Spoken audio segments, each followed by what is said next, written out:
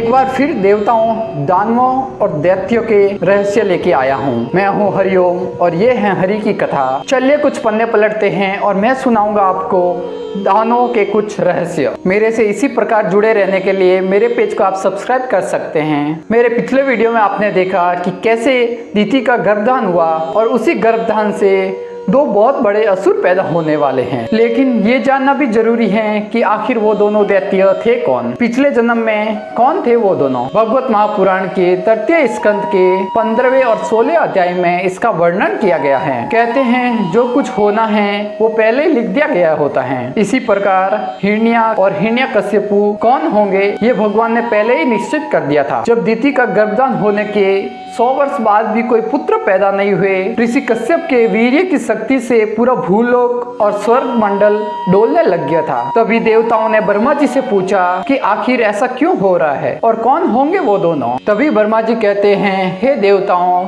एक बार मेरे मानस पुत्र सनाग्नि लोगों को त्याग कर भगवान श्री विष्णु के वैकुंठ धाम में पहुंच जाते हैं। सज्जनों, ब्रह्मा जी के 4 पुत्र जिनको मानस पुत्र के नाम से जाना जाता है, जिनका नाम सनक, सनातन, सनंदन, सनातन और सनत कुमार था। ये चारों पुत्र बहुत विद्वान थे, लेकिन ये दिखने में 5 वर्ष के बच्चे के भांति थे। ये हमेशा दिगंबर रहते थे, लेकिन बहुत अधिक गुणी होने के कारण सब इनकी पूजा करते थे। जिस समय ये चारों पुत्र भगवान श्री विष्णु के वैकुंठ धाम में विमान के द्वारा पहुंचे और ये निर्विघ्न होकर वैकुंठ धाम में प्रवेश कर रहे थे। जब इन्होंने 6 सीढ़ियां निस्संदेह पार कर ली और जब 7वीं सीढ़ी पार कर रहे थे तो उन्होंने देखा कि सामने 2 युवक गदा लिए उनके सामने खड़े हैं। ये भगवान श्री विष्णु के पार्षद थे, जिनका नाम जय और विजय था। सज्जनों, कहते हैं भगवान के घर पे सब एक समान हैं, लेकिन जब जय और विजय ने नन्हे मुन्ने बच्चों जैसे दिखने वाले सनातन मुनियों को देखा तो उन्होंने उसको रोक दिया। सनातन मुनियों को रोके जाने के कारण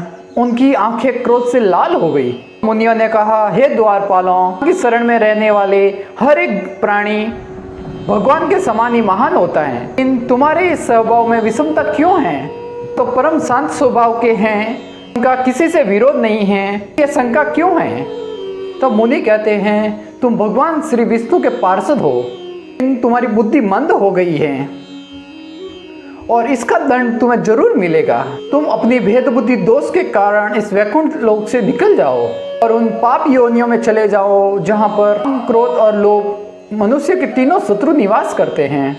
जब जय और विजय ने सनातन मुनियों के कठोर वचन सुने के दिए हुए श्राप के निवारण के कारण वो उनके चरणों में गिर गए। तब जय और विजय बहुत आतुर हो गए और बोलने लगे, हे भगवान, हमसे अपराध हुआ है और आपने जो दंड दिया है वो भी उचित है, लेकिन हम भगवान की शरण में रहना चाहते हैं, हमें इसका निवारण बताइए। क्योंकि सज्जनों, जब भी कोई ब्राह्मण श्राप देता है तो उसका कोई निवारण नहीं होता और एक बार जो श्राप दे दिया जाता है तो उसको वापस भी नहीं ले सकते। शास्त्रों में ऐसे बहुत से उदाहरण हैं कि जब किसी ने श्राप दिया है तो वो निष्फल नहीं जाता। भगवान विष्णु को इस बात का पता चला तो वो तुरंत ही अपने भक्तों से मिलने के लिए द्वार पर आ गए। तो भगवान ने देखा कि उनके पार्षद सनातन मुनियों के चरणों में गिरे हुए हैं। भगवान ने कहा, हे मुनियों, जय और विजय मेरे पार्षद हैं, इन्होंने मेरी कुछ भी परवाह किए बिना आपका अनादर किया है जो दंडनीय है।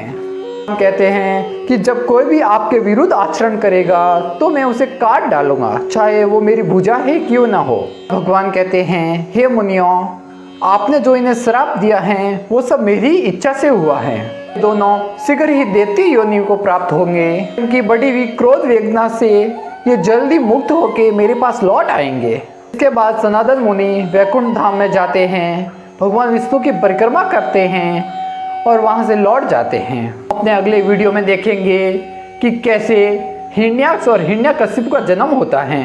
इस प्रकार सज्जनों, भगवान के पार्षद जय और विजय हिरण्यकश्यप के रूप में जन्म लेते हैं।